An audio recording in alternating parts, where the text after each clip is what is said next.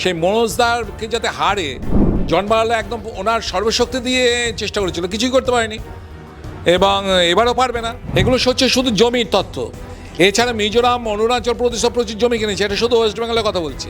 2021-এর June মাসে মন্ত্রী হলো, 2022-এর আপনার ঠিক 1 বছর পরে 6 মাসের মধ্যে উনি ওনার ছেলের নামে, ওনার ভাইদের নামে কোটি কোটি টাকা সম্পত্তি কিনেছে। যতক্ষণ আমাদের দলে থাকবে তাকে রেকটিফিকেশন করা বা তাকে করার জন্য দায়িত্ব হতো যে দলের, এটা অভ্যন্তরীণ ব্যাপার। তো যতক্ষণ সে বাইরে যাচ্ছে ততক্ষণ করা উচিত নয়। জন বার্লা তার ছেলের নামে, জর্ডন বার্লা নামে 656 ডিসেবেল, মানে 700 ডিসেবেল, 5 লক্ষ টাকাও যদি আপনি ধরেন তাহলে প্রায় 35 কোটি টাকা সম্পত্তি, এবং এইটা কিনছে কবে 2022। আজকে ছেলের বয়স হচ্ছে 22 বছর। জন বার্লা উত্তরবঙ্গে দীর্ঘদিন ধরে বিজেপির বিশ্বস্ত একজন ছিলেন, লড়াকু সৈনিক ছিলেন। তিনি দেখা গেল 26-এর আগে হঠাৎ করে তৃণমূলে যোগদান করলেন। কোথাও গিয়ে কি বিজেপির এই যে উত্তরবঙ্গে মাটি, সেই মাটি ভাঙতে শুরু করে? না, কিচ্ছু হবে না। জন বার্লা তো যখন আলিপুরদুয়ারে টিকিট দেওয়া হলো না, দেখুন জন বার্লার এগেনস্টে আমরা কমপ্লেন করেছিলাম।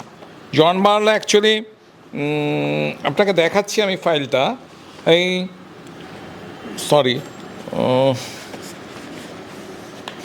হ্যাঁ, এই যে জন বার্লার এগেনস্টে আমরা এর আগে, দেখুন আমাদের দলের ভেতরে কেউ যদি দুর্নীতি করে সেটা তো উপরমহলে জানা উচিত।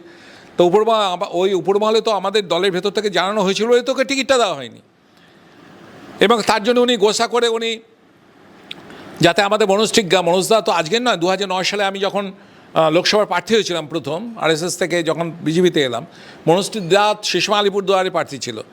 আর মনে আছে খুবই ভালো ছেলে এবং কার্যকর্তা, এবং একদম সিধে সাদা, সোজা সরল। তো সেই মনোজদারকে যাতে হারে জন বার্লা একদম ওনার সর্বশক্তি দিয়ে চেষ্টা করেছিল, কিছুই করতে পারেনি এবং এবারও পারবে না।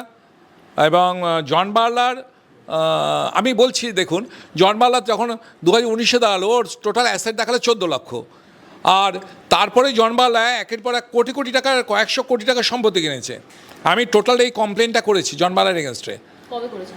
এই জন বার্লার এগেনস্টে কমপ্লেন করেছি মে মাসের 16 তারিখে, এবং এইটা অলরেডি সিবিআই, ইডি এবং director of income tax, joint director ED এবং অ্যান্টি করাপশন ম্যান জোনাল ডিরেক্টরকে, এছাড়া আমি ডিরেক্টর অফ এনফোর্সমেন্টকে করেছি এটা, এবং কমপ্লেনে পুরো তথ্য দিয়ে করেছি যে জন বার্লা তিনি তার কীভাবে মন্ত্রী হওয়ার পর, মানে 2021-এর জুন মাসে মন্ত্রী হলো, 2022-এর আপনার ঠিক 1 বছর পরে 6 মাসের মধ্যে উনি ওনার ছেলের নামে, ওনার ভাইদের নামে কোটি কোটি টাকা সম্পত্তি কিনেছে। কীরকম সম্পত্তি? যেমন ধরুন, ওনার ছেলের নামে, ওনার জন বার্লার নামে 239 ডেসিমেল জমি কিনেছিল 17/11/2022। উনি মন্ত্রী হলেন 2021-এর জুন মাসে। 2022-এর 17ই নভেম্বর উনি জমি কিনছেন 239 ডেসিমেল, যার ডিড নাম্বার হচ্ছে 2952, এবং যদি 1 ডেসিমেলের জমি আপনি খুব কম করে যদি 5 লক্ষ টাকা ধরেন, তাহলে প্রায় 12-14 কোটি টাকা জমি, যার টোটাল অ্যাসেট ছিল 2019-এ যখন লোকসভার এমপি হয় 14,32,000 সামথিং, সে কোত্থেকে এত টাকা পেল? এবং 14,18,730 টাকা ওনার অ্যাসেট দেখিয়েছিলেন। অভিযোগগুলো আপনি এই মুহূর্তে দেখাচ্ছেন প্রমাণ সহ, দল এত অভিযোগ থাকা সত্ত্বেও, প্রমাণ থাকা সত্ত্বেও বহিষ্কার করলেন কেন? আচ্ছা, জন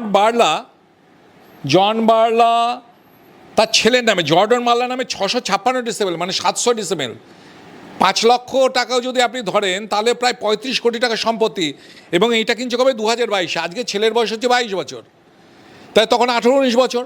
18-19 বছরে একটা বেকার ছেলে, সে কোত্থেকে প্রায় 35 কোটি টাকা সম্পত্তি কোত্থেকে কিনলো? কোটি কোটি টাকার সম্পত্তি। আমি সব ডিটেলস কোথায় কোথায় কিনেছে। জন বার্লার দুটো ভাই, একটা নাম হচ্ছে ভিক্টর, একটা নাম হচ্ছে বিনয়। ভিক্টর বার্লার নামে কিনছে হচ্ছে, এক জায়গায় কিনেছে 140 ডেসিমেল, আর এই কিনেছে হচ্ছে 26 ডেসিমেল, মানে প্রায় 7-8 কোটি। আর এক ভাই বিনয় বার্লার নামে একই। এগুলো হচ্ছে শুধু জমির তথ্য। এছাড়া মিজোরাম, অরুণাচল প্রদেশও প্রচুর জমি কিনেছে, এটা শুধু ওয়েস্ট বেঙ্গলের কথা বলছি। এছাড়া ফাইন্যান্সিয়াল সেক্টরে প্রচুর টাকা ইনভেস্ট করে রেখেছে, প্রায় 300-400 কোটি টাকার কত সম্পত্তি আছে, সেইটার জন্য আমি তদন্তকারী সংস্থাগুলোকে আমি কমপ্লেন করেছি, ইনকাম ট্যাক্সে করেছি, ওরা তদন্তে নামবে। আর যেটা হচ্ছে যে আপনি বলছেন যে ওকে বহিষ্কার করা হয়নি কেন, দেখুন আমি বলছি যতক্ষণ আমাদের দলে থাকবে তাকে রেকটিফিকেশন করা বা তাকে করার জন্য দায়িত্ব হতো যে দলের, এটা অভ্যন্তরীণ ব্যাপার। তো যতক্ষণে সে বাইরে যাচ্ছে ততক্ষণ করা উচিত নয়। ইন্টারনালি করেছে নিশ্চয়ই, তার ফলে তো টিকিটটা পায়নি। আর আর মন্ত্রী তো ধোয়া দূরের কথা। এবং সেকেন্ড কথা হচ্ছে যে আপনি বলবেন যে আপনি কেন এক্সপোজ করছেন, এই এক্সপোজটা করার ফলে রাজনীতিতে একটা সুস্থ বাতাবরণ তৈরি হবে। কীরকম, যে এক দলের থেকে কামিয়ে নেব, তারপরে আমার সুবিধা পাওয়ার জন্য আমি আবার এক দলে যাব, সেই দলে কামাবো, আবার সেই দলে আসবো, এই জিনিসটা বন্ধ হওয়া দরকার।